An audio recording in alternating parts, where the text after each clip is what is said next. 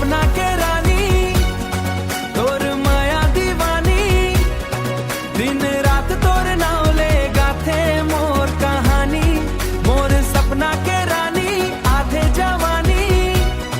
मोर सपना हीरा केरी तोला भी है जवानी तोर सौख जहानी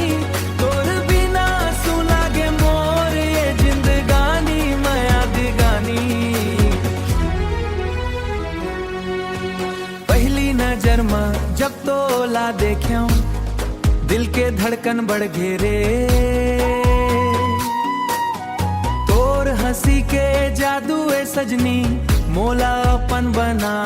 गे चंदाले सुंदर तोर चेहरा फूल जैसन मुस्कान तोर संग चलना चाहत हो जीवन भर के पहचान